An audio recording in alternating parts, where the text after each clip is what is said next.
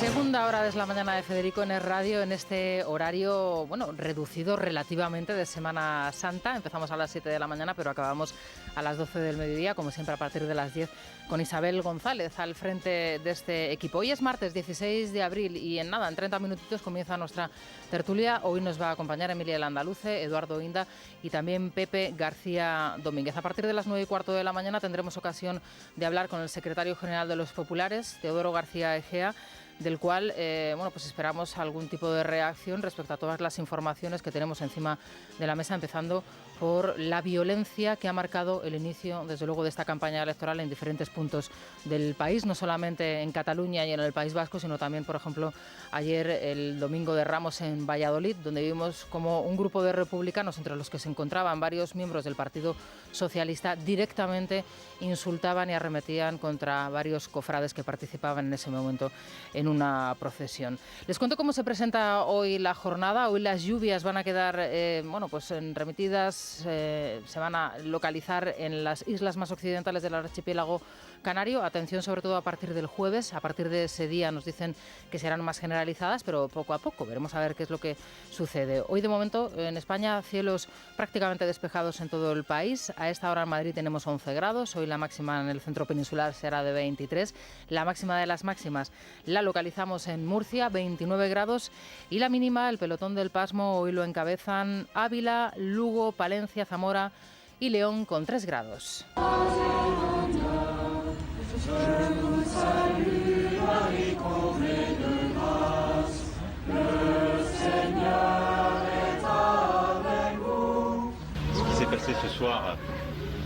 Lo ocurrido en París con la Catedral de Notre Dame evidentemente ha sido un drama terrible. Gracias al compromiso conjunto de los servicios del Estado, del Ayuntamiento de París y del personal de Notre Dame se ha evitado lo peor.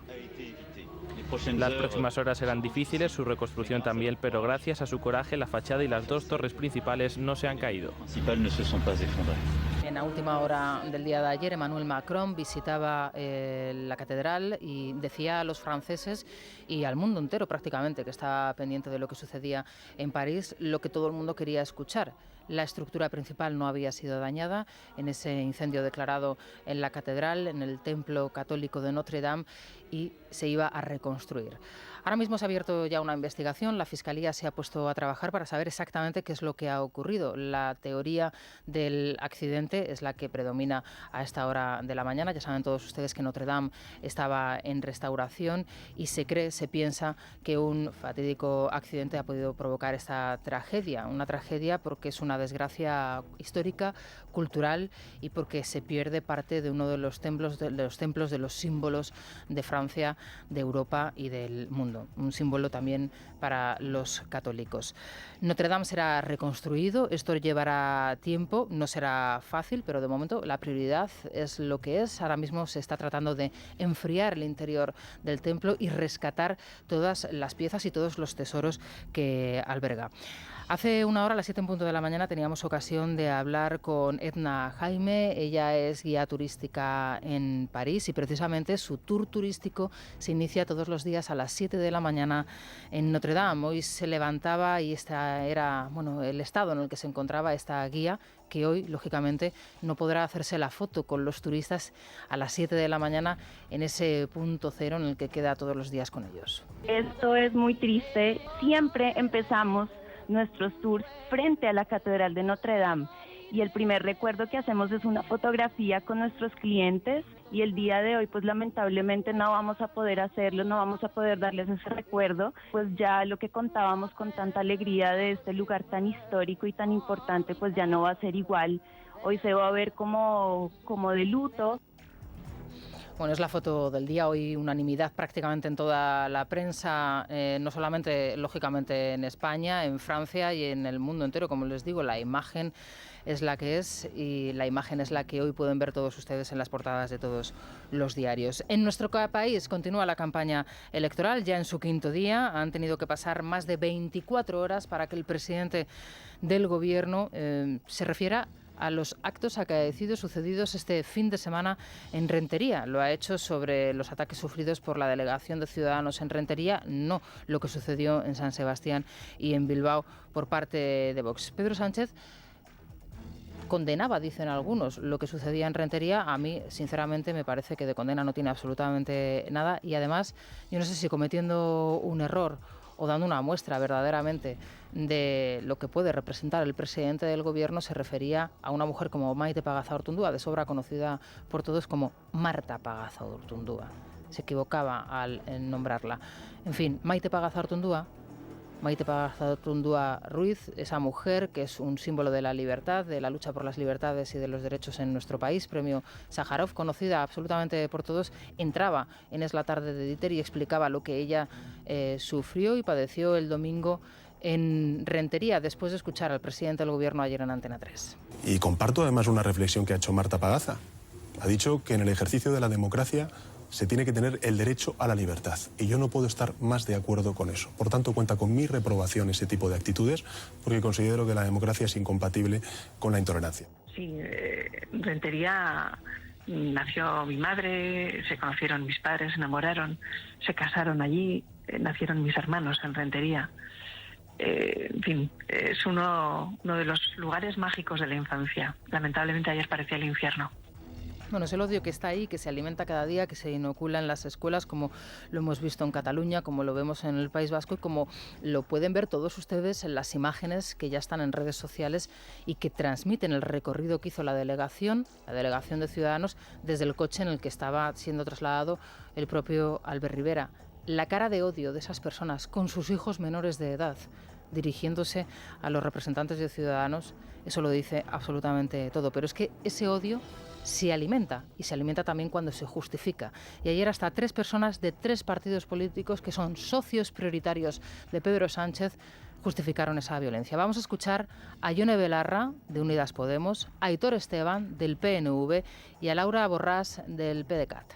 El señor Rivera no estaba buscando votos de los vascos y de las vascas haciendo campaña allí, sino que estaba efectivamente intentando incendiar la convivencia para rascar votos en otros lugares. Han venido pensando que podía suceder eso, ¿no?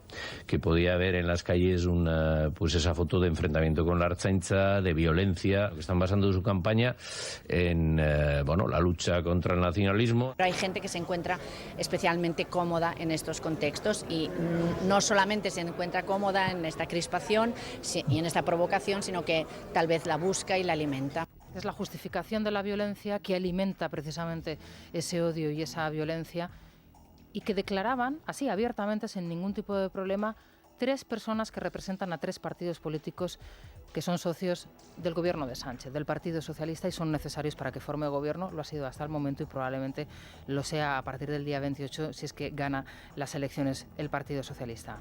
Insistimos, cuando se justifica la violencia, se alimenta el odio y al final se alimenta y se reproduce lo que hemos visto este fin de semana en el País Vasco. Es algo muy parecido a lo que se vive en Cataluña, a lo que se vivió en Cataluña el pasado jueves. Lo padeció allí también Maite Pagazaurtundúa, también Cayetana Álvarez de Toledo, Alejandro Fernández, toda la gente del Partido Popular que estuvo en la Universidad Autónoma de Barcelona. Ayer, en el juicio del 1 de octubre, los policías nacionales que actuaron durante el 1 de octubre, durante el referéndum ilegal, describían con sus palabras lo que ellos sufrieron durante esas jornadas. Bueno, la cicatriz tampoco es una cosa que me repercuta personalmente, es más el orgullo, ¿no?, de ese odio que vi aquel día en tanta gente. Yo estaba de servicio allí en la jefatura y acercarse a una señora que le trata la vida amablemente, bien peinada, bien vestida, y acercarse con la mano en la nariz y decirse qué mal huelen los policías nacionales. Nos cierran por delante y nos cierran por detrás. Gente que estaba en las inmediaciones del colegio y en la puerta vienen por detrás. Y estamos en una jaula. Este tipo de odio, porque es difícil, entiéndeme usted, mirarle a la cara a una persona que usted en la mirada le ve que le quiere matar. Es que yo solo lo he visto en el País Vasco, cuando el juez Malaca nos mandaba a coger terroristas. Bueno, pues la descripción que hacían estos policías se podrá ver se podrá ver esos rostros, se podrá escuchar en las grabaciones, en las testificales, que será la siguiente fase, la siguiente etapa del juicio, y ahí es donde se podrán ver esas imágenes, insisto, que seguro les van a recordar muchísimo a lo que se vio el pasado domingo en Rentería y lo que se vio el pasado sábado en Bilbao y en San Sebastián. Bien, a partir de las 9:15, como les decía anteriormente, tendremos ocasión de hablar con el secretario general de Los Populares, con Teodoro García Egea, que básicamente ayer decía que todos estos personajes actuaban de manera violenta porque no tenían otra cosa sobre la que hablar, porque no tenían unos programas sobre los que debatir en campaña electoral. Bueno, pues vayamos a los programas electorales. Ya conocemos el del Partido Socialista y esa España plurinacional, que sí aparece en la Declaración de Barcelona y en la de Granada, directamente desaparece del programa de los socialistas. Uno se lo puede creer o no, pero la cuestión es que ahí está ese programa donde desaparece ese proyecto que sí en otros documentos pues fielmente aparecía y defendía el Partido Socialista. Con Vanessa Vallecillo y Rubén Fernández vamos a contarles otras noticias que nos deja el día, comenzando precisamente por ese programa que ya han parido los socialistas. Pedro Sánchez en Antena 3 ha vuelto a insistir en la necesidad de dotar a Cataluña de más autogobierno. El jefe del Ejecutivo niega un referéndum, pero sí acepta la elaboración de otro estatuto para los catalanes, ya que considera un error la corrección que hizo el Constitucional. Ketty Garat, buenos días. Buenos días. Primeras palabras del presidente del Gobierno y candidato socialista sobre los escraches a las formaciones de derechas. En una entrevista a Antena 3, Pedro Sánchez cambiaba ayer su silencio por su tibieza, cambiándole incluso el nombre a la exmilitante de su partido y hermana del asesinado por ETA, Joseba Pagaza Ortundúa, Maite Pagaza. Yo soy el secretario general del Partido Socialista Obrero Español, además de presidente del Gobierno. Pero fíjese, yo siempre he creído que la democracia es incompatible con la intolerancia. Y comparto además una reflexión que ha hecho Marta Pagaza. Ha dicho que en el ejercicio de la democracia se tiene que tener el derecho a la libertad. Y yo no puedo estar más de acuerdo con eso. Por tanto, cuenta con mi reprobación ese tipo de actitudes, porque considero que la democracia es incompatible con la intolerancia. Yo defiendo precisamente una España respetuosa, tolerante, donde el insulto, la discrepancia, dejen paso a la palabra, a la razón. Intolerancia que denunciaba 3 días después del primer ataque a Cayetana Álvarez de Toledo. En clave catalana, el presidente prometió ayer mano dura con los independentistas si vuelven a la ilegalidad. Si tengo que aplicar un 155 lo haré, pero proporcional y con consenso, dijo Sánchez, que volvió a esquivar la cuestión de los indultos a los presos, porque dice que hay que confiar primero en la justicia y esperar a una sentencia condenatoria en firme. Bueno, pues precisamente vamos a escuchar ese momento en el que le preguntan de nuevo a Pedro Sánchez: ¿indultaría usted a los presos golpistas?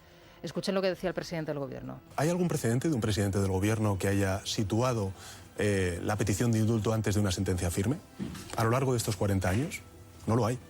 Es más, fíjese, una cosa es hablar de las responsabilidades penales que ahora mismo se están dirimiendo en el Tribunal Supremo, y otra cuestión son las responsabilidades políticas.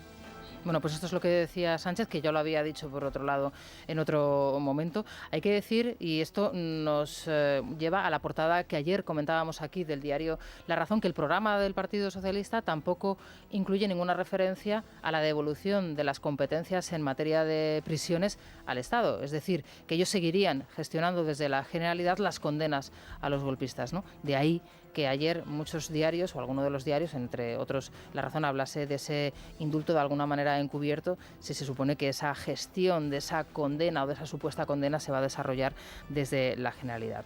Bueno, ¿qué es lo que sucede en Ciudadanos? ¿Qué planes tiene Ciudadanos, sobre todo después de lo sucedido este fin de semana?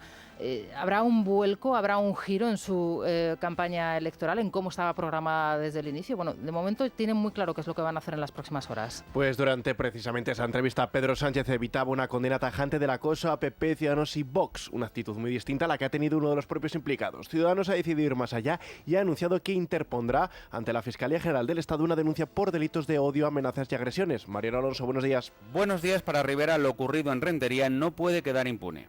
Yo creo que si ponen ustedes los vídeos de ayer, y hay una fiscalía en este país, supongo que de oficio, si ve algunos de los delitos que vimos en nuestra cara, debería actuar, me imagino, pero será la fiscalía, porque insisto, hay muchas grabaciones, había compañeros de la prensa que vivisteis en primera persona, incluso algunos sufristeis también en primera persona lo que ayer se vivió, y me imagino que la fiscalía, con todo lo que vimos ayer, pues vaya, se me ocurren unas cuantas caras, unos cuantos insultos, amenazas que vimos ayer, que son constitutivas de delito. Pero al margen del ámbito judicial, para Rivera lo ocurrido es el síntoma de que algo sigue marchando mal en el País Vasco y de la amenaza que representa Sánchez, empeñado en apoyarse en Bildu para mantenerse en la Moncloa. Ayer vimos las consecuencias de 40 años de nacionalismo en el País Vasco. El terrorismo ha acabado y le hemos derrotado, pero el nacionalismo sigue ahí. Y ayer vimos las consecuencias, en este caso, del nacionalismo hegemónico en una sociedad. Por eso no se puede gobernar de la mano de los que provocan cosas como la de ayer. Preguntado por los ataques de Pablo Echenique, que acusó a Ciudadanos de incendiar la convivencia, Rivera pedía una rectificación a Pablo Iglesias por las palabras del secretario de organización de Podemos. Pablo Casado se ha solidarizado de manera explícita tanto con Albert Rivera como con Santiago Abascal. En esta ocasión sí se ha escenificado esa unión del centro-derecha para denunciar la condescendencia con la que el PSOE trata a sus futuros socios de gobierno. Tiene todos los detalles Miriam Muro, buenos días. Buenos días. Tras los graves ataques que sufrieron este fin de semana los miembros de Ciudadanos y Vox en el País Vasco, ayer el líder del PP, Pablo Casado, quiso mostrar su solidaridad con ambos partidos.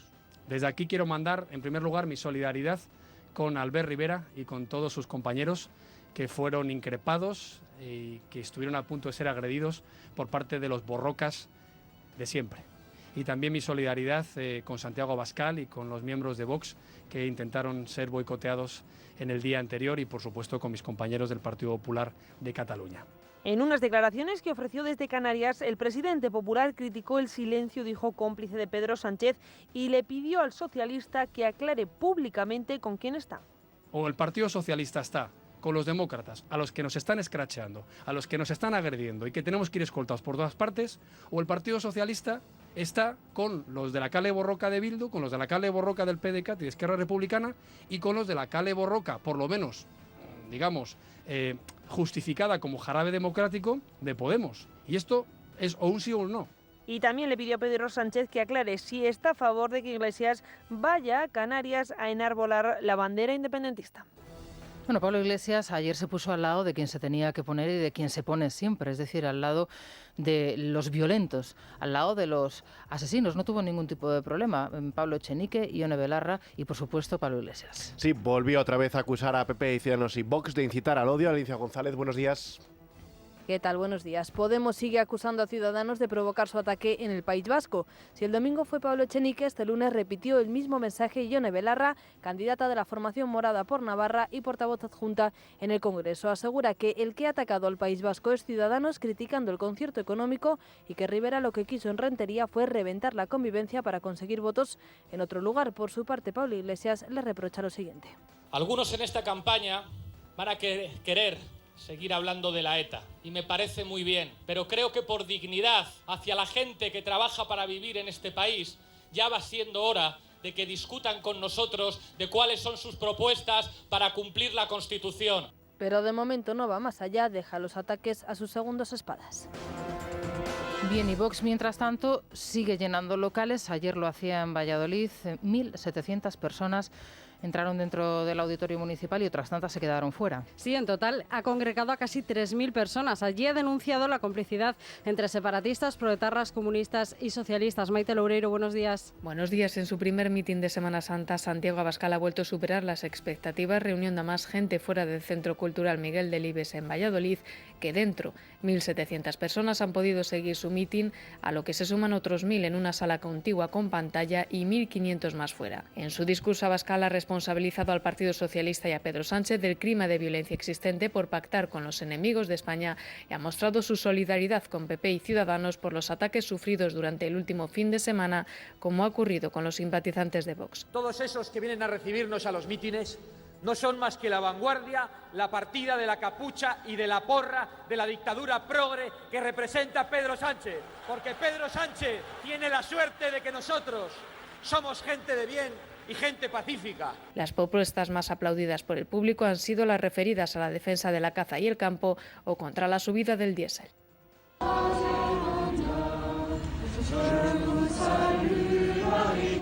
A las 8:19 de la mañana, 7:19 en Canarias, vamos a volver a París. Ayer en redes sociales, yo la primera vez que pude ver y escuchar esta escena era a través del Twitter de Iñaki Gil, el corresponsal del diario El Mundo en París. Él tuiteaba esta escena y sobre ella escribe hoy en el diario El Mundo: silencio, lágrimas y un Ave María en la noche más oscura de París. Es así como titula hoy su columna, su reportaje para el periódico. Iñaki Gil, ¿qué tal? Buenos días.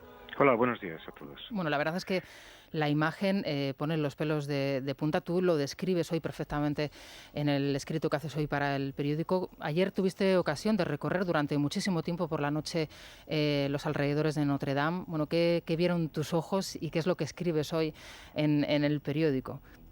Bueno, estuve un par de horas, no vivo lejos de Notre Dame. La verdad es que al principio no salí al principio a la calle porque estábamos pendientes todos de que hablara el presidente de la República, Emmanuel Macron, en una alocución televisiva que se presentaba como la más importante de su mandato. Cuando esta se aplazó, porque evidentemente él también se dio cuenta de la dimensión de la tragedia, yo me eché a la calle y fui para Notre Dame, ¿no? Y primero estuve en la isla de San Luis, que es la isla vecina a la que está la isla donde está la Catedral de París, y lo primero que me llamó la atención fue el silencio de la gente. Había miles de personas en los muelles del Sena, había miles de personas en las calles que van, todo el perímetro estaba vallado, la isla de la Cité, donde está Notre Dame, es muy fácil. Habían desalojado a toda la gente y todos los puentes que traen en ella estaban cortados por la policía. Y más allá, pues las vías laterales solo se dejaban circular los equipos de emergencia, ¿no? Entonces, fui recorriendo ese perímetro de una isla, pasé a la margen izquierda y estuve bastante rato por allí. Bueno, pues ya me habían llamado el periódico, me había llamado Joaquín Manso y sabía que tenía que escribir una cosa, sabía el tiempo que tenía y estaba viendo un poco y preocupado, la verdad, por encontrar testimonios que contar, porque la gente no hablaba. O sea, estuve hablando con un cura que estaba allí mismo. Claro, estas cosas siempre uno hace el ridículo, porque se me ocurrió preguntarle si era de la catedral y me dijo que no, que si fuera de la catedral no estaría allí. En fin, cosas de cajón.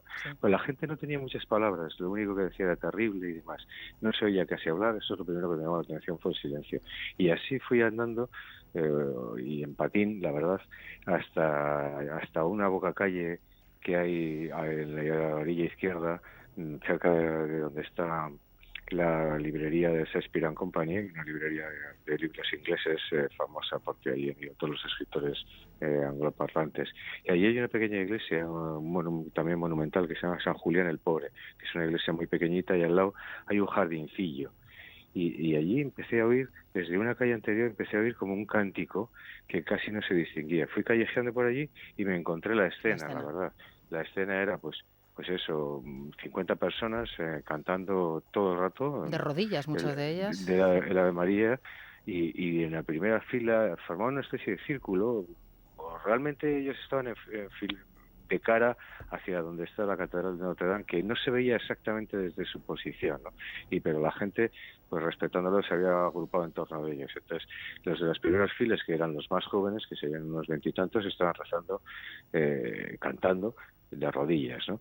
Y además cantaban francamente bien. No sé si habían llegado allí juntos, porque claro, nadie les interrumpía, y los jóvenes sí parecían todos de la misma edad, digamos, ¿no? Pero luego pues había otra gente que no tenía nada que ver con ese grupo de edad, y allí pues se me ocurrió grabarles ese pequeño vídeo que ha tenido, ¿no es cierto?, ya viralizado, como dicen ahora, ¿no? Y la verdad es que era impresionante porque bastaba caminar 2 pasos más adelante para ver todavía las llamas, que todavía a esa hora, que serían las 9 y pico de la noche, o sea, ya llevaba el incendio 2 horas y pico, y ya se había caído la flecha que remata el techo de Notre Dame, y todavía seguía ardiendo, ya con menos intensidad, ¿no? Un poco más adelante pues estaba el control de la policía y ya pues no se podía pasar, ¿no? Iñaki, una de las cuestiones que más nos ha llamado la atención, o que más nos ha sorprendido, es la rapidez, ¿no?, a la hora de hacer la valoración. Emmanuel Macron ayer, cuando salió, hizo las declaraciones públicas: será reconstruido, será difícil, pero vamos a lograrlo. Dijo lo que lógicamente toda Francia quería escuchar. Ahora me imagino que, claro, estarán las cuestiones técnicas, los técnicos serán los que tendrán que valorar y decir cuánto tiempo se tardará, si se puede hacer, cómo se hará, y luego esa donación ya masiva por parte de miles y miles de franceses, entre ellos, una de las familias más ricas, ¿no?, la familia Pinot, que ha donado centenares de millones para la reconstrucción. 100 millones en concreto, sí. La verdad es que cuando volví a casa y estaba escribiendo, obviamente tú puse como ahora la televisión, todas noticias, y ya estaban hablando los expertos de si se podría o no restaurar. Evidentemente, o reconstruir. Las catedrales se pueden reconstruir, puesto que la estructura de la catedral, las torres y lo que es los muros están enteros, ¿no? Aunque todavía no hay una evaluación porque ni siquiera ha podido entrar, está todavía en manos de los bomberos que están apagando los últimos rescoldos y no han entrado todavía los técnicos a evaluarlo, ¿no? Pero hay muchas catedrales, decía uno de los expertos en la televisión, que han sido reconstruidas, y hablaba de la de Reims, que toda la estructura de dentro es de hormigón porque fue destruida en la guerra, ¿no? En la guerra se destruyeron en Normandía muchas catedrales y se construyeron, ¿no? Y casi la discusión es si se debe reconstruir algo idéntico o no. Pero claro, nadie había expresado esa voluntad hasta que llegó Macron. Macron, que la verdad es que estuvo muy bien, compareció con el primer ministro de Felipe al lado y la alcaldesa Ana Hidalgo detrás. Habló justo después de que hablara, la verdad es que no sé el nombre, el portavoz de la conferencia episcopal, y expresó su pesar por la tragedia a los católicos, tuvo palabras muy sentidas, pero tuvo también esa dimensión histórica que los franceses tanto dominan, de recordar, y eso es una cosa también muy importante, ¿no? Que ese es el kilómetro cero de Francia, el sitio donde se miden el hito, desde donde se miden las distancias, y también el escenario donde han pasado muchas celebraciones históricas, funerales, matrimonios y demás. Es un lugar de cultura en el que hay una programación de música espectacular. Es protagonista de muchas películas y de muchos libros, ¿no? Y en base a eso dijo que su compromiso, dijo dos cosas fundamentales, dos mensajes en los que se tradujo esa esperanza que quería mencionar. Uno, que lo reconstruiría. Dos, que llamaría a los mayores expertos, a los mayores artistas del momento, porque esa es otra cosa que va a estar en discusión, ¿no? Si se reconstruye la idéntica o si aprovechan y obviamente se moderniza y demás. Y dos, que esta misma mañana se abriría un lugar para donación. Y ayer por la noche, ya antes de que me metiera en la cama, ya llegó la donación de François Pinault, que es un hombre es la mayor fortuna de Francia, claro, y que tiene un centro de arte maravilloso, y que ya ha desbloqueado 100 millones. Ahora mismo la comunidad, la región de la isla de Francia, lo que sería nuestra comunidad autónoma, también ha desbloqueado 10. Es decir, que evidentemente no va a ser por dinero, porque además la dimensión que todo lo que pasa en París adquiere una dimensión universal inmediatamente, ¿no? Y eso se aprecia en las reacciones a mi vídeo y en las reacciones políticas que ayer a las 10 de la noche ya habían hablado Merkel, Theresa May, Donald Trump y todo el mundo, ¿no? Y yo creo que no va a caer por dinero, porque mucha gente en el mundo emocionada por este suceso va a contribuir a que se reconstruya, ¿no? Pues estaremos muy pendientes de ello. Iñaki, te seguimos leyendo en El Mundo. Muchas gracias. Buenos días. Gracias a vosotros. Gracias, buenos días. Son las 8:27, 7:27 en Canarias. Vamos a hacer una pausa y enseguida regresamos con más noticias. Es La Mañana de Federico. Es Radio.